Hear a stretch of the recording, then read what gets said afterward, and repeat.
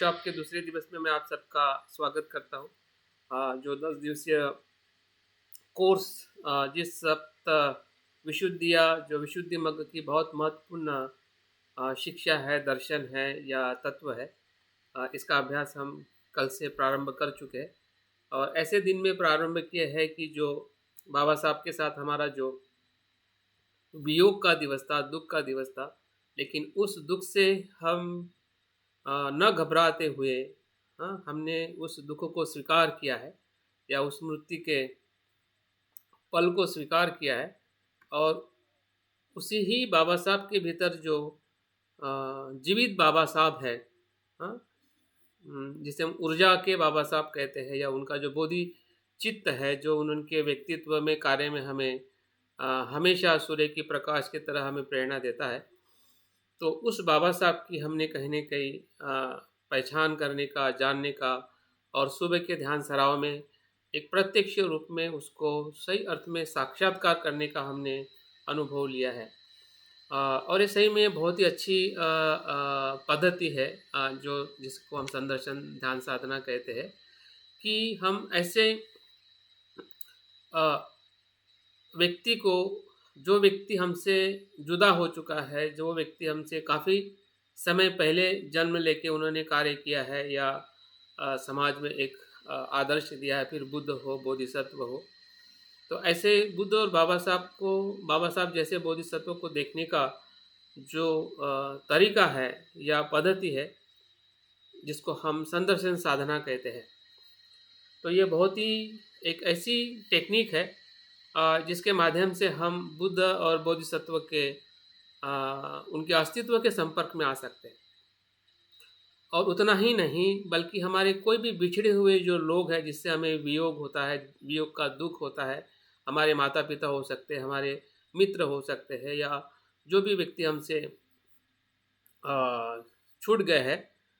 ऐसे व्यक्ति के भी अस्तित्व को अगर हम इसने कुशलता से और सत्यता के आधार पर, आसक्ति के आधार पर किसी को याद करना, मतलब दुःख के और संसार के और भवचक्र में ही जाना है। जब हम संदर्शन करते हैं तो बहुत ही जागृति से जो प्रतीत समुत्पाद की जो प्रक्रिया है, जो सत्यता का जो अनुभव है, उस सत्यता के आधार पर, चिंतन पर हम संदर्शन साधना करते। तो इसी भाव से अगर आप किसी को भी याद करते हैं, किसी भी बिछड़े हुए व्यक्ति से अगर आपको प्रेरणा लेनी है और उनके संपर्क में जो कुछ चीज़ें हम उस समय नहीं कर पाए, नहीं समझ पाए, तो हो सकता है कि अभी अगर हम संदर्शन करते हैं तो बहुत सारी चीज़ें उनके व्यक्तित्व से हमें संकेत मिल सकता है कि वो सही में उस बात में वो क्या कहना चाहते थे। और ये बात मैं अक्सर, मैं जब मेरे पिताजी के कुछ शब्दों के संपर्क में जब मैं आता हूँ तो मुझे ये रियलाइज़ होता है। मेरे पिताजी हमेशा कहते थे कि माइंड कंट्रोल, लेकिन तब मुझे माइंड भी पता नहीं चलता था और कंट्रोल भी पता नहीं चलता था। हाँ, लेकिन उस शब्द के जो तत्व है, हाँ, तब तो कुछ भी मुझे समझ में नहीं आता था। लेकिन आज मैं मेरे पिताजी के उस शब्दों को जब मैं सुनता हूँ और महसूस करता हूँ कि मेरे पिताजी उस शिक्षा से किस तरफ मुझे लेके जाना चाहते थे, बुद्ध की किस शिक्षा की बात मेरे पिताजी कहते थे, तो मुझे अभी पता चलता है कि मेरे पिताजी का जो अध्ययन और उनका चिंतन और बुद्ध के शिक्षा के प्रति जो उनकी श्रद्धा और उनका जो आचरण था, वो मुझे दिखाई देता है। क्योंकि कोई भी व्यक्ति इस प्रकार की बात तभी करता है कि जो व्यक्ति अपने जीवन में उस प्रकार से वो अध्ययन और आचरण करता हो। जबकि मेरे पिताजी अशिक्षित थे, वो कुछ भी कक्षा पढ़े हुए नहीं थे, किसी एक मित्र से ही थोड़ा उनको उन्होंने शिक्षा ली थी, कुछ अक्षर लिखने की या कुछ हिसाब किताब करने की, लेकिन वो स्कूल में जा नहीं पाए। तो परिस्थिति जैसी भी रही होगी उस समय उनके माता पिता की या गांव की अस्पृश्यता के कारण बहुत सारी चीज़ें उनको शिक्षा लेने को नहीं मिली है। लेकिन उनके पुत्र को या उनके बच्चों को जो उन्होंने शिक्षा देने के लिए अपने जीवन को जो समर्पित किया है,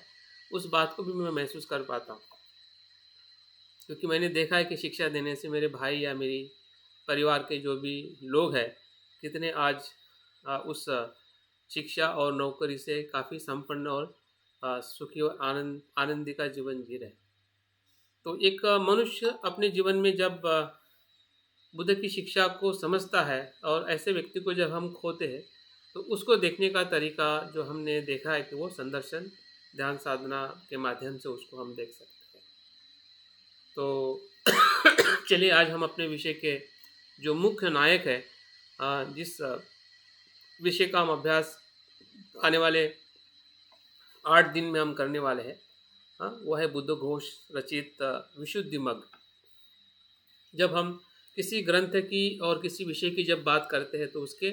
नायक के बारे में भी जानना बहुत ज़रूरी है। जैसे हम बुद्ध एंड धम्मा की बात करते हैं तो हम बाबा साहब के जीवन के बारे में भी भली बातें जानते हैं कि वो कौन है, क्या है, किस प्रकार से उन्होंने अपने जीवन में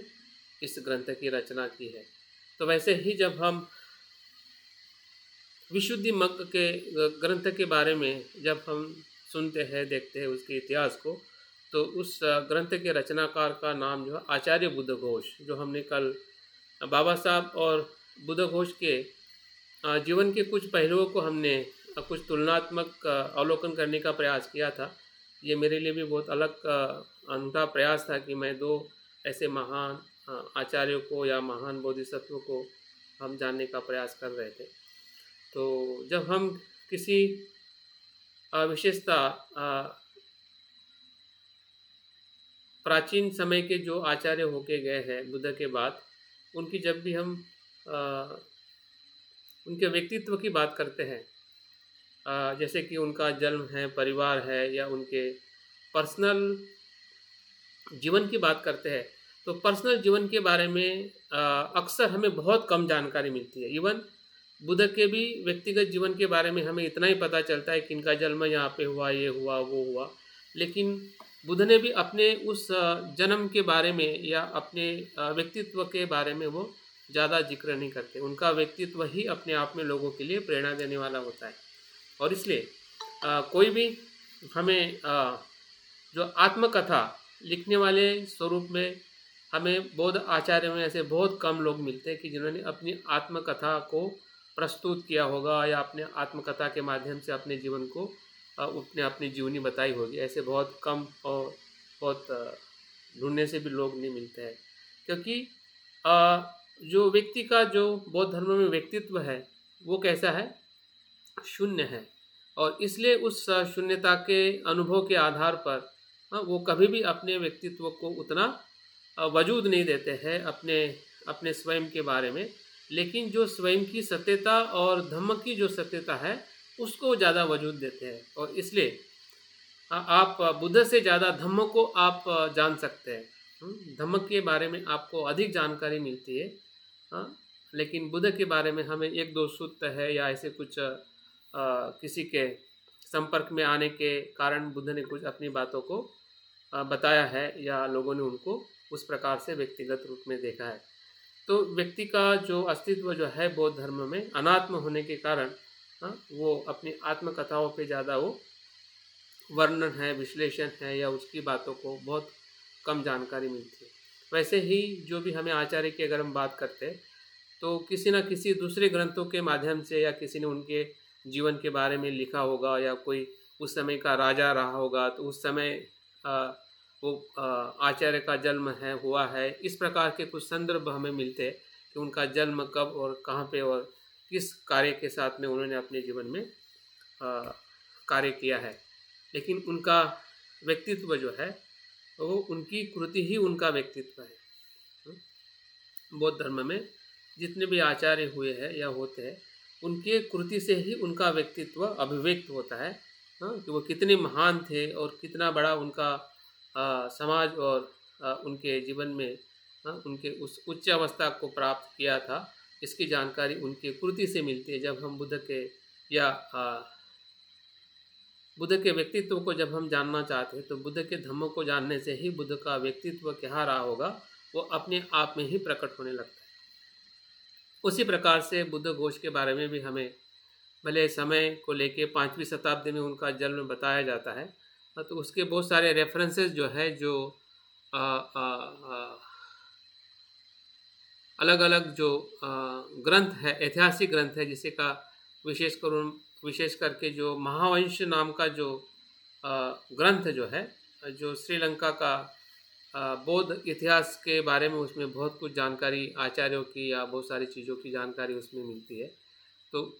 उसमें बुद्ध घोष के बारे में बहुत कुछ सविस्तर रूप में उनके बारे में जानकारी प्राप्त होती है कि उनका जन्म बुद्ध गया के बोधि वृक्ष के समीप हुआ है या उनके माता पिता ब्राह्मण गोत्र के थे और वो इस प्रकार से वेद और योग का अभ्यास करते हुए बाद में वो भिक्षु रेवत के संपर्क में आके वो बौद्ध भिक्षु बने। तो इस प्रकार से कुछ जानकारी को लेके कुछ ग्रंथ बहुत महत्वपूर्ण है, जिसका मैं महावंश जिक्र कर रहा हूँ, शासन वंश है, या बुद्धो घोष पति करके नाम एक ग्रंथ है। हाँ, जो अलग अलग लेखकों ने अलग अलग समय में उनके बारे में जानकारी उस ग्रंथों में लिखी है कि बुद्ध घोष के जन्म और उनके कुछ कार्य के बारे में। और इस प्रकार से इनकी और जानकारी हमें धर्मकीर्ति नाम के जो भिक्षु जो है, जिन्होंने 13वीं शताब्दी में उनके बारे में जो जानकारी उपलब्ध करके दी है, हाँ, कि वे बोधि वृक्ष के समीप उनका जन्म हुआ था और बचपन से ही वो जो वैदिक परंपरा या जिस ब्राह्मण परंपरा से वो बिलोंग करते थे, इसलिए वो उस शिक्षा से काफ़ी पारंगत थे। और बाद में पतंजलि योग की जो शिक्षा है उसमें भी वो पारंगत रहे हैं और उनकी लेखन और शास्त्र में बहुत बड़ी पकड़ रही थी। जब वो ब्राह्मण के पंडित के तौर पे जब वो अपने जीवन की यात्रा कर रहे थे या उस परंपरा में, तो उनको लिखान करना या शास्त्र के ऊपर जैसे हम शास्त्रार्थ करना, इसमें वो काफ़ी पारंगत थे। और उसी के कारण जब एक समय में जब वो एक विहार में पतंजलि योग के बारे में जब वो चर्चा करते हैं और उसी सभा में बौद्ध भिक्षु और जो आचार्य रेवत वहाँ पे होते हैं और जब उनकी जो चर्चा को सुनते हैं तो उस पर जब वो प्रति प्रश्न करते हैं, तो तब वो उन प्रश्नों से या जब वो बुद्ध के शिक्षा को लेकर रेवत बात करते हैं, तो बुद्ध घोष उनसे प्रभावित होकर बुद्ध की शिक्षा को जानने के लिए वो बौद्ध धर्म की दीक्षा लेके वो आगे त्रिपिटक का अध्ययन करते हैं।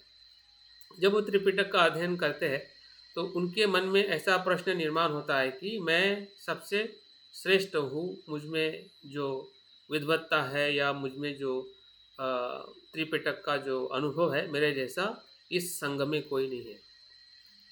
ये जब उसके मन में जो प्रश्न निर्माण होता है या एक प्रकार से अहंकार कह सकते हैं, तो उस अहंकार को रेवत जो भिक्षु होते, जो उनके शिक्षा दीक्षा गुरु होते, वो उसके मन की बात जान लेते हैं और मन की बात जानकर बुद्ध घोष को बुला के कहते हैं कि तुम्हारे मन में इस प्रकार का प्रश्न और शंका निर्माण हुई है, तो ये बहुत गलत है। तो बुद्ध घोष उस अपने विचारों की वो पाप देशना करते हैं कि बनते, ये सही में मेरे मन में इस प्रकार से भाव निर्माण हुआ था, तो आप मुझे क्षमा करें। लेकिन रेवत भिक्षु उनको बोलते हैं कि मैं तुम्हें तभी क्षमा करूँगा कि जब तुम मेरी एक आज्ञा का अनुपालन करोगे। तो बुद्ध घोष बोलते हैं कि आप कोई भी मुझे आज्ञा दीजिए इस पाप से मुझे मुक्त होने के लिए, जिस प्रकार से मेरे मन में ये विचार उत्पन्न हुआ था। तो बोलते हैं कि तुम्हें भारत से श्रीलंका जाना होगा और श्रीलंका में जो त्रिपिटक जो ग्रंथ और उसके साथ अट्ठ कथा, अभी त्रिपिटक हम सबको पता है, जो सुत्त पिटक, विनय पिटक और अभिधम्म पिटक में जो ग्रंथ बताए जाते हैं, उसको त्रिपिटक कहा जाता है। त्रिपिटक का सीधा और सरल अर्थ है बुद्ध वचनों का संकलन। जो बुद्ध ने कहा है उस सुत्तों को, उस वचनों को इन तीनों पिटारों में संकलित किया गया, जिसे हम त्रिपिटक कहते हैं। बुद्ध के महापरिनिर्वाण से लेकर अशोका के समय तक जो 3 संगति हुई है, तीसरी संगति तक जो भी संकलन किया है, और जो आज हम त्रिपिटक के रूप में जो भी ग्रंथ देखते हैं, दीघ निकाय, मध्यम निकाय, अंगुत्तर निकाय या फिर विनय पिटक और अभिधम्म पिटक, वो सभी इन 3 संगतियों से जो उसको संगायन करते और उसका आचरण करते हुए जो संकलन किया है, उसी का ही आज हमें पाली भाषा के माध्यम से या उसके भाषांतरण जो भी हम इंग्लिश, मराठी, हिंदी में जो हम पढ़ते हैं, वो उसी का ही भाषांतरण है कि जो भाषांतरण का संकलन पहली संगति से लेके तीसरी संगति तक भारत में हुआ। जब भारत में तीसरी संगति अशोका के समय हुई थी और उसमें अशोका के जो पुत्र जो महा महेंद्र थेरा के नाम से जाने जाते, जो अपने पुत्रों को श्रीलंका भेजते हैं। तो श्रीलंका भेजने के समय 2 चीज़ें उनके साथ में भेजी जाती है कि इस तीसरी बौद्ध संगति में जो त्रिपिटक संगायन किया गया था, वो एक क्या कहते हैं पूरा साहित्य त्रिपिटक, और साथ साथ में इसी ही त्रिपिटक की विशेष परिभाषा करने वाला शास्त्र जिसे अट्ठकथा कहते हैं, जो त्रिपिटक में नहीं आता है। त्रिपिटक के अलावा उसको त्रिपिटक के बाद के ग्रंथ के नाम से जाना जाता है, अनुत्तर पिटक कहा जाता है। त्रिपिटक के अलावा जो ग्रंथ लिखे गए हैं उसको अनुत्तर पिटक कहा जाता है। और ये अनुत्तर पिटक के अंदर अट्ठकथा जो उसी समय तीसरी बौद्ध संगति में भारत में ही जो अट्ठकथाएँ लिखी गई थी त्रिपिटक को समझाने के लिए, त्रिपिटक का विश्लेषण करने के लिए, बुद्ध यहाँ पे क्या कहना चाहते हैं, इस प्रकार का जो विस्तृत जिसकी व्याख्या की गई थी, उस ग्रंथ को अट्ठकथा कहते हैं। अट्ठकथा का मतलब उस अर्थ को बताने वाली कथा या ग्रंथ। तो उस अट्ठकथा के जो प्राचीन अट्ठकथा के जो रचनाकार है वो महामहेंद्र है, जो अशोका के पुत्र थे। तो मतलब तीसरी संगति त्रिपिटक और अट्ठकथा दोनों साहित्य या दोनों प्रकार के जो बौद्ध साहित्य को लेकर महेंद्र श्रीलंका में गए थे। अभी देखो इसका कनेक्शन बुद्धघोष के साथ में कैसा है, और रेवत उनको वहाँ पे क्यों भेजते हैं 5वीं शताब्दी में, और वो उस आज्ञा का अनुसरण करने के लिए किस प्रकार की वो परीक्षा देते हैं, और उसी परीक्षा के देने के प्रक्रिया में ही विशुद्धि मग्ग निर्माण होता है, जिसके बारे में हम अभ्यास करने वाले हैं। मैं इसलिए बता रहा हूँ ताकि हमें उसकी एक पार्श्वभूमि पता चले कि जिस ग्रंथ का हम अभ्यास कर रहे हैं वो किस प्रकार से और किस मूल शिक्षा से वो विकसित होते हुए आज हमारे पास में अभ्यास के रूप में हम करने वाले हैं। तो वो जो अट्ठकथा और त्रिपिटक जब महेंद्र अपने कुछ साथियों के साथ श्रीलंका ले जाते हैं और वहाँ पे बौद्ध धर्म की स्थापना करते हैं, हम सभी को पता है।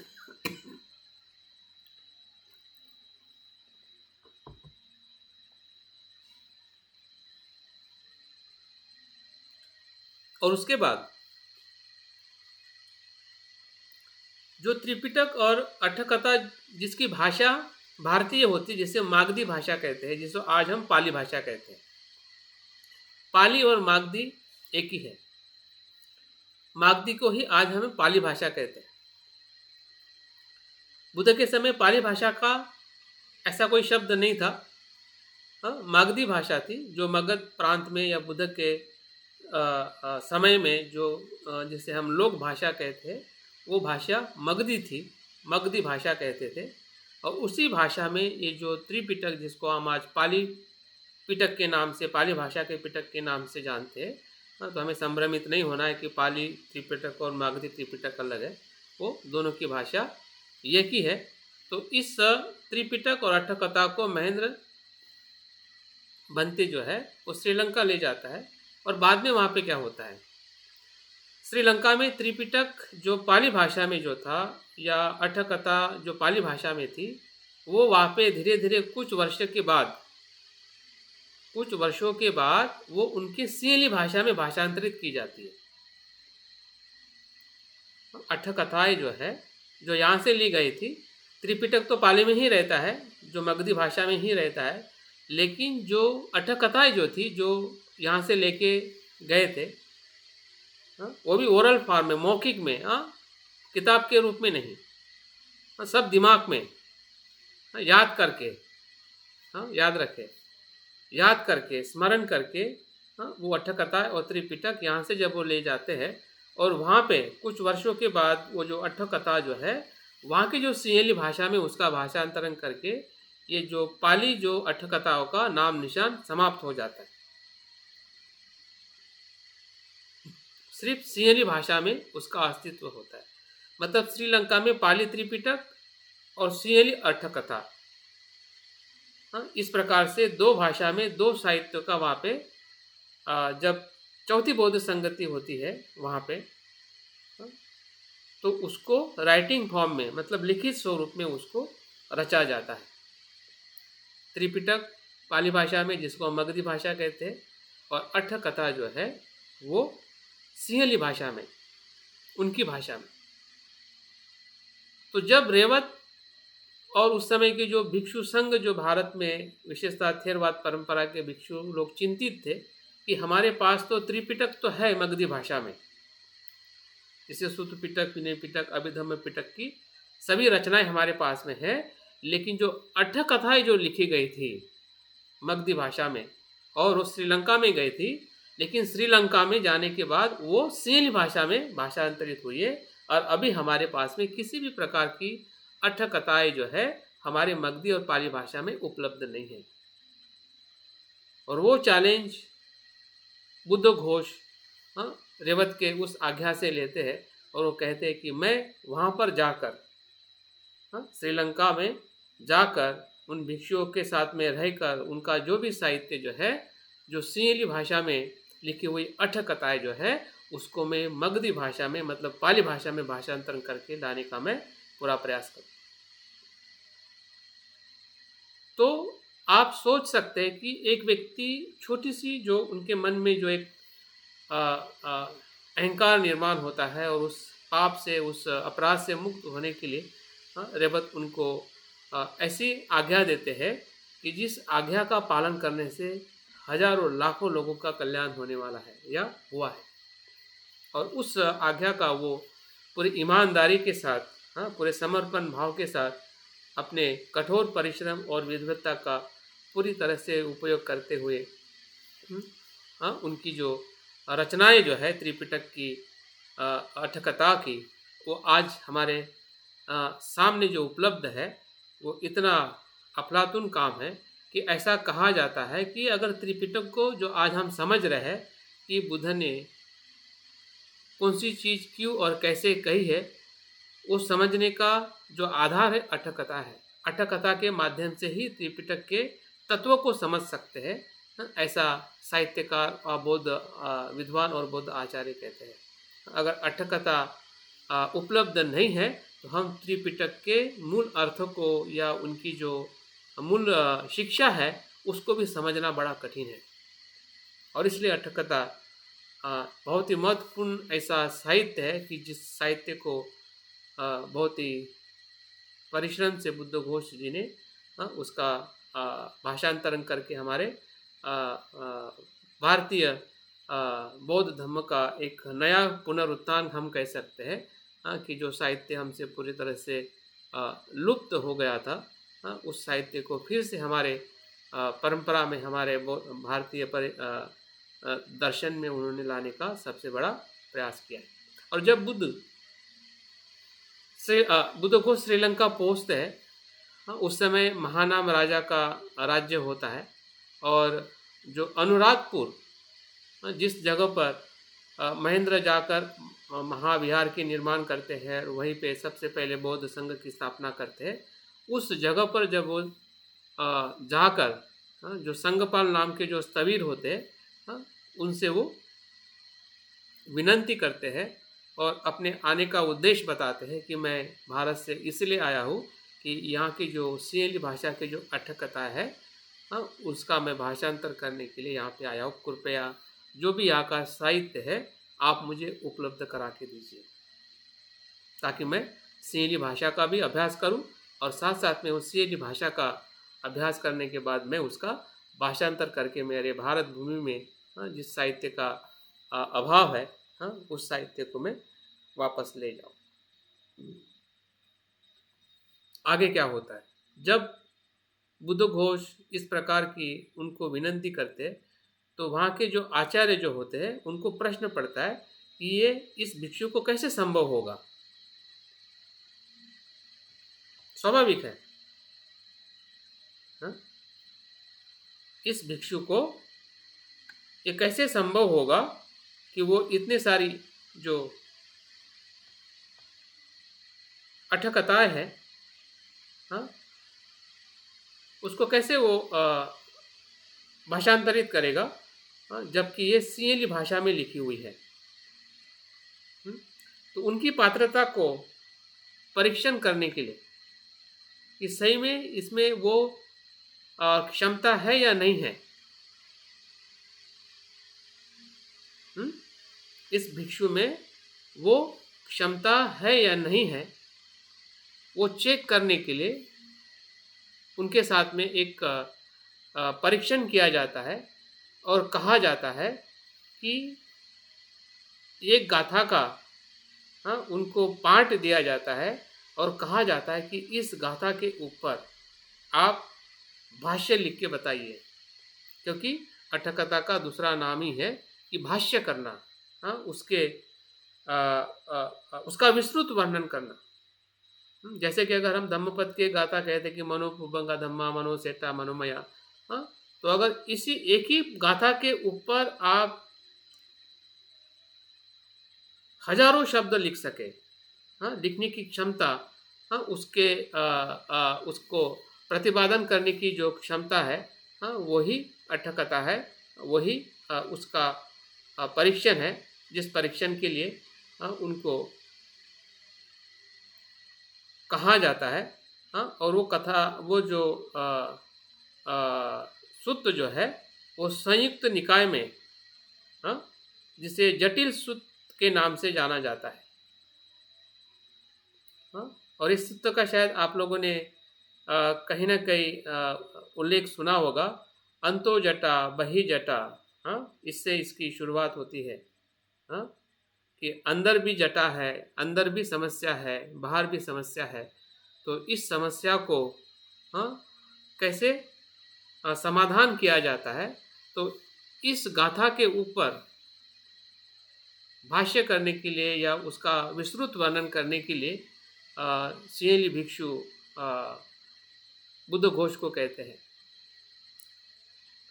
और ये संयुक्त निकाय के जटिल सूत्र का ये संदर्भ ऐसा है कि बुद्ध श्रावस्ती में विहार करते रहते हैं और उस समय एक देव पुरुष उनको उनके समीप आता है और वो इसी प्रकार की गाथा में प्रश्न करता है कि भगवान,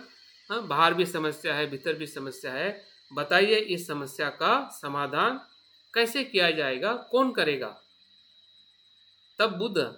सिर्फ संक्षिप्त भाषा में उत्तर देते हैं कि इस जटा का,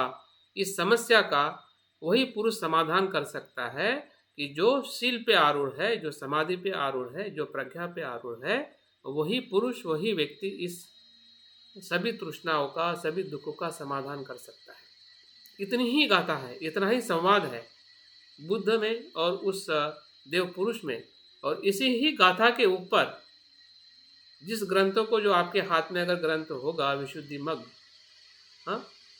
दो भागों में बटा हुआ है और करीबन एक ग्रंथ की पृष्ठ संख्या अगर आप देखोगे तो करीबन 350 के आसपास या 250 के आसपास, मतलब 500 पेज का संवाद या 500 पेज का विश्लेषण उन दो गाथा को बताने के लिए करना ये कोई सामान्य बात नहीं। और इतना ही नहीं, जब वो पहली बार करके ले जाते हैं, ये भी इतिहास में हो सकता है कि वो अतिशयोक्ति रही होगी, लेकिन ये उनकी परीक्षा का, बताइए। बुद्ध ने क्या रिप्लाई किया वो और एक बार बताइए। हाँ, बुद्ध ने ये रिप्लाई किया कि जो मनुष्य, जो पुरुष शील पे आरूढ़ है, शील का पालन करता है, समाधि का पालन करता है और प्रज्ञा का पालन करता है, वही अंदर की और बाहर की जटाओं को नष्ट कर सकता है या नाश करता है। तो इसी गाथा से बुद्ध उस देव पुरुष को जवाब देते हैं और इसी गाथा का विश्लेषण करने के लिए बुद्ध घोष को कहा जाता है। और जब वो इस गाथा का विश्लेषण करके वो रचना उनके पास में लेके जाते हैं कुछ महीनों में ही,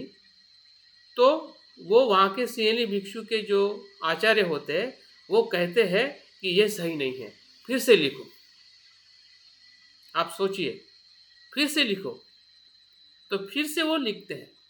दोबारा, वो बोलते हैं कि ये भी सही नहीं है, फिर से लिखो। तो 3 बार वो लिखवा के लेते हैं।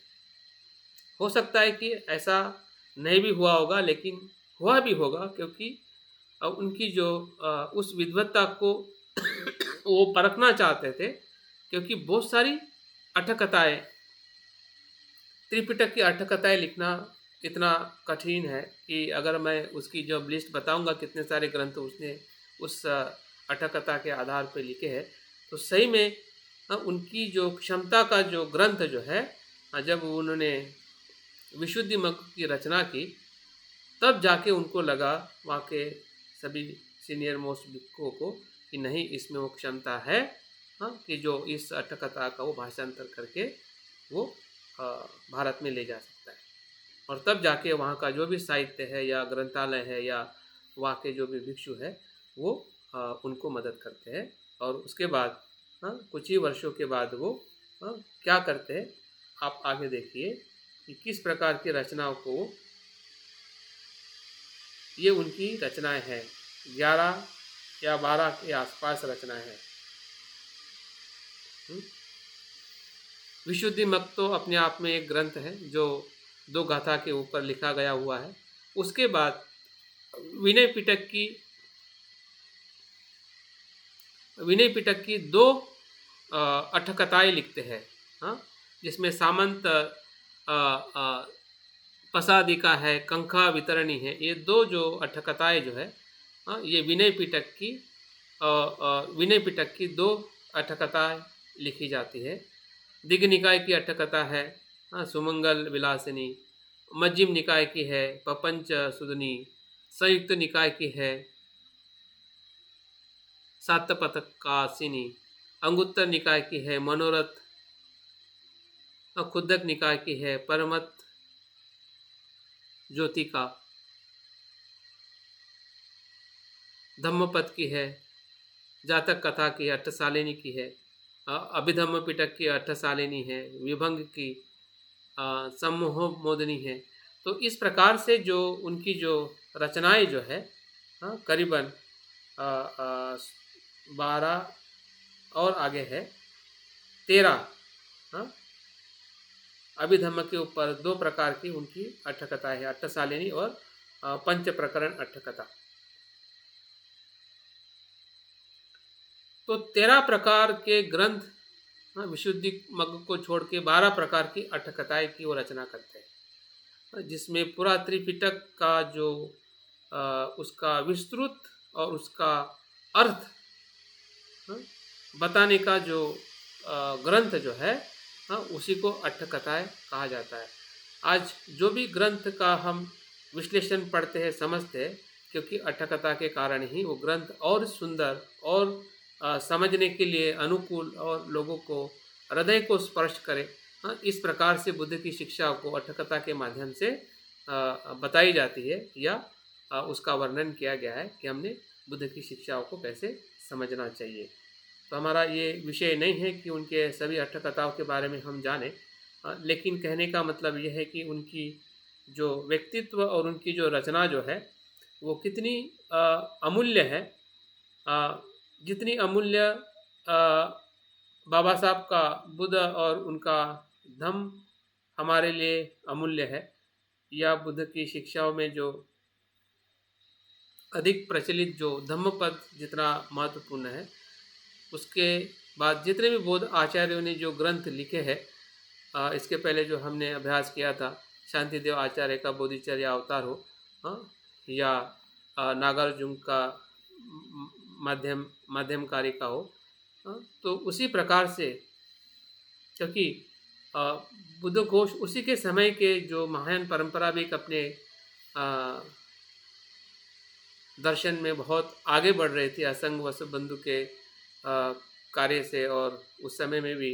जो अलग अलग गहरी जो अनुभूति है या गहरा अभ्यास है विज्ञान का, मन का और योग और ध्यान का,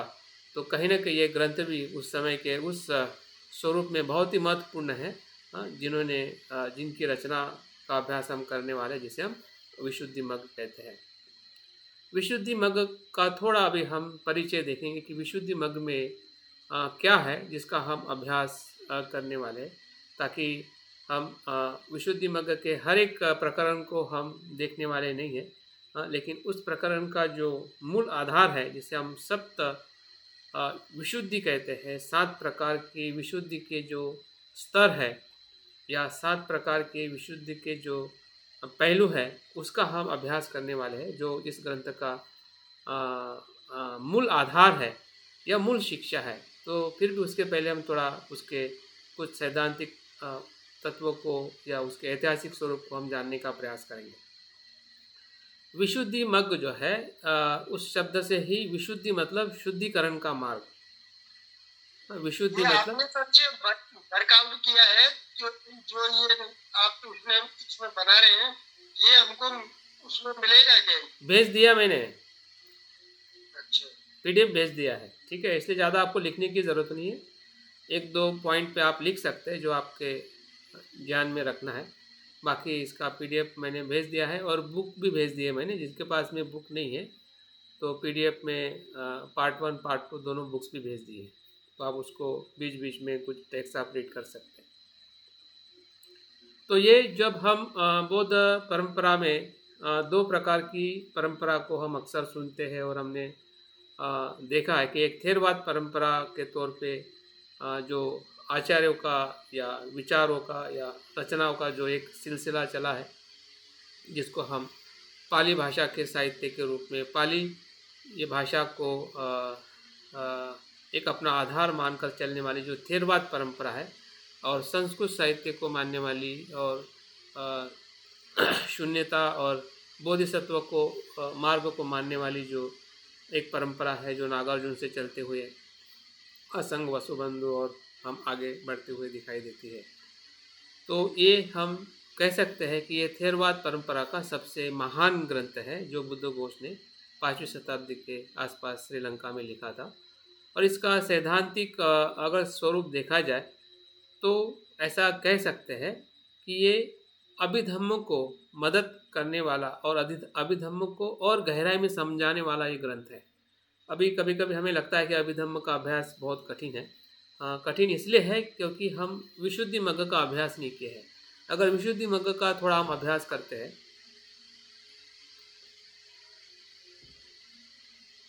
तो 50% से ज़्यादा अभिधम्म समझने के लिए हमें सरलता हो सकती है। अन्यथा अभिधम्म बहुत ही क्या कहते हैं, शुष्क है, मतलब ड्राई है, क्योंकि वहाँ पे ज़्यादा वर्णन नहीं दिया है, वहाँ पे ऐसी कहानी नहीं है, वहाँ पे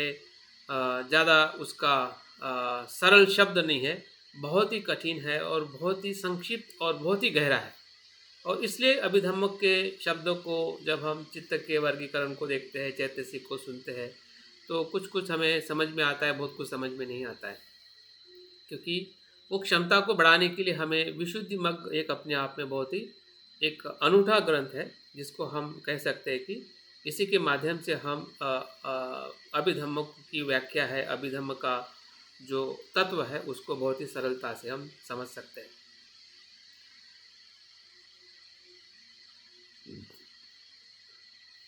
और ये ग्रंथ जैसे मैंने पहले ही बताया है कि ये त्रिपिटक के सिद्धांत के बाहर सबसे महत्वपूर्ण ये थेरवादी का एक ग्रंथ है। हाँ, जैसे कि त्रिपिटक एक अपना स्ट्रक्चर है थेरवाद परंपरा में, लेकिन थेरवाद में जो 2 प्रकार के साहित्य बताए जाते हैं, त्रिपिटक और त्रिपिटक के बाद वाले ग्रंथ है, उसमें ये ग्रंथ जो है एक बहुत महत्वपूर्ण ग्रंथ है। जैसे कि मिलिंद प्रश्न, अभी मिलिंद प्रश्न भी पाली भाषा थेरवादी ग्रंथ है। हाँ, तो वो मिलिंद प्रश्न जो है किस कैटेगरी में आएगा, वो त्रिपिटक में नहीं आएगा, वो आएगा बौद्ध पाली साहित्य में, लेकिन त्रिपिटक का हिस्सा नहीं है। वो त्रिपिटक के बाद के जो ग्रंथ जिस प्रकार से उसको एक कैटेगरी कही गई है। त्रिपिटक या पालीतर ग्रंथ, मतलब पाली त्रिपिटक के बाद के ग्रंथ जो है उसमें ये ग्रंथ बहुत महत्वपूर्ण है, जैसा मिलिंद प्रश्न है या ऐसे जो भी ग्रंथों की रचना की गई है। और इसका आधार जैसे कि मध्यम निकाय में एक सुत्त है, रत विनीता सुत्त, इसकी रचना जो है विशुद्धिमग्ग की रचना जो है, जो रथ विनीत सुत्त जो है पर आधारित की गई है।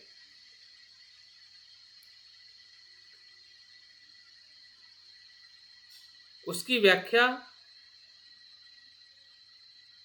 जो की गई है वो अंगुत्तर निकाय का जो सुत्त जो है, जटिल सुत्त, उसके आधार पे की गई है। लेकिन रचना जो है वो रचना रथ विनीता सुत्त पे आधारित की गई है, जिसमें 7 चरणों के अनुशासन की शुद्धता से निर्वाण के अंतिम गंतव्य तक प्रगति का वर्णन करती है। जैसे कि उसमें ऐसा बताया गया है उदाहरण के तौर पे या एक कहानी के तौर पे, जैसे कि एक राजा एक लंबे प्रवास में जाना चाहता है, बहुत लंबा प्रवास है, और उसके 7 स्टेशन हैं या 7 जगह पे जो है उसको रुकना पड़ता है ताकि वो उस मंजिल तक पहुंच सके, 7वें मंजिल तक या 7वीं जगह तक। तो यहाँ पे जो रथ जो बताए गए हैं, रथ का उदाहरण इसलिए बताया गया है कि एक जो चरण जो है दूसरे चरण के साथ में कैसे वो कनेक्ट होता है, और नहीं भी होता है और होता भी है, दोनों को भी कैसे हम उसको समझे। क्या हम ऐसा कह सकते हैं कि वो एक ही रथ से वो 7वें चरण पे पहुंचा है, क्योंकि वो हर एक चरण पे रथ को बदलता है। पहले से शुरुआत करता है, अगर वो पहले स्टेप से शुरुआत करता है तो दूसरे स्टेशन पे उस रथ के घोड़ों को छोड़ देता है, फिर वहाँ से वो दूसरा रथ पकड़ता है और दूसरे स्टेशन पे जाता है, दूसरे चरण पे जाता है। तो वो वहाँ पे उस रथ को छोड़ देता है और उसके बाद में तीसरे, चौथे, 5वें, इस प्रकार से वो 6ठे के बाद में फिर से वो नए रथ को पकड़ता है और 7वें अंतिम चरण पे पहुँचता है। तो यहाँ पे एक सवाल ये उठता है, क्या वो पहले रथ से वहाँ पे पहुँचा या 7वें रथ से वहाँ पे पहुँचा, या नहीं पहुँचा? ये जो उसको देखने का जो नज़रिया जो है कि वो उससे पहुँचा या नहीं पहुँचा, वैसे ही अगर शील की जो शुद्धि जो है वो चित्त की शुद्धि तक ले जाती है। शील की शुद्धि मतलब निर्वाण का गंतव्य नहीं है, शील निर्वाण नहीं है। शील आपको चित्त शुद्धि तक ही लेके जा सकता है। तो शील जब चित्त शुद्धि तक जाएगा तो आपको शील को छोड़ देना है, क्योंकि वहाँ पे चित्त शुद्धि को आपको समझना है। तो चित्त शुद्धि दृष्टि शुद्धि तक ले जाती है, तो फिर चित्त शुद्धि को भी छोड़ देना है, क्योंकि अभी आप दृष्टि शुद्धि के पास में, विशुद्धि के पास में चले गए। तो हर अंग के अंदर उस समय की जो वो वर्तमान की जो प्रेरणा है उसके साथ में हमें अपने आगे के आचरण को लेके जाना है। तब जाके हम उसी उत्साह से, जब 6ठी अंग के बाद हम 7वें अंग में जब प्रवेश करेंगे तब हम पूरी तरह से निर्वाण और विशुद्धि के उस अनुभव में हम प्रवेश कर सकते हैं। और इस प्रकार से जो 7वां अंग जो है उसमें भी हमें अनात्म का दर्शन मिलेगा। हम ये नहीं कह सकते कि इसके वजह से ये हुआ, इसके वजह से ये हुआ, उसके वजह से ये हुआ, और इस पूरे मार्ग के अंदर ऐसा कोई भी आत्मभाव होने का जो तत्व जो है उससे हम पूरी तरह से मुक्त हो जाते हैं। क्योंकि जब हम मार्ग पर चलते हैं तो कहीं ना कहीं हम मार्गों को ही पकड़ लेते हैं। जब मार्गों को चलने का अगर हमारा सही तरीका अगर हमें नहीं आता है कि उसको मध्यम मार्ग से कैसे देखना है, अनात्म भाव से मार्गों को कैसे देखना है, तो एक तो हम बीच में ही उसको पकड़ लेंगे तो आगे नहीं जा पाएंगे, या एकदम बहुत पास में भी चले जाएंगे फिर भी हम अंदर नहीं जा पाएंगे, क्योंकि हम मार्ग पे ही अटके रहेंगे। तो उसको समझाने के लिए, और वो समझाने के लिए जो उन्होंने जो रथ विनीता सुत्त का जो आधार लिया है और उसी के आधार पर इस बात को दोबारा स्पष्ट करिए। किसके? आपने कहा ना कि जैसे सील का आचरण करने से और हम चित्त तक जाएंगे और चित्त की शुद्धि करने से आगे जाएंगे। हाँ जी। और फिर आपने कहा कि ये एक दूसरे पर के अवलंबित नहीं है, ऐसे कहा ना कुछ? नहीं, अवलंबित है। हाँ, अवलंबित है, एक दूसरे पे अवलंबित है। अच्छा। अवलंबित है। और कुछ कहा था आपने? हाँ लेकिन सब अवलंबित है, इसलिए उसको है। हमें ये है या वो है ऐसा नहीं कह सकते हैं कि इसी से मैं गया हूँ या इसी से नहीं गया हूँ। दोनों जो हमारे जो तर्क जो है वहाँ पे फेल हो जाते हैं। नहीं, इसी से तो गए ही। जब चित्त की शुद्धि करेंगे, अब शीलाचरण करेंगे, तभी हम चित्त पे जाएंगे ना। हाँ, तो शिलाचरण तो करना ही है ना। लेकिन आप कह रहे हैं ना कि ये करने से ये नहीं हुआ है। ऐसा नहीं कहा मैंने। अच्छा, तो क्या है, हम उसको समझ नहीं पा रहे हैं। हाँ, तो नहीं समझ रहे तो अभी आगे इसके बारे में बताया जाएगा, तब शायद आपकी स्पष्टता हो सकती है। ठीक है।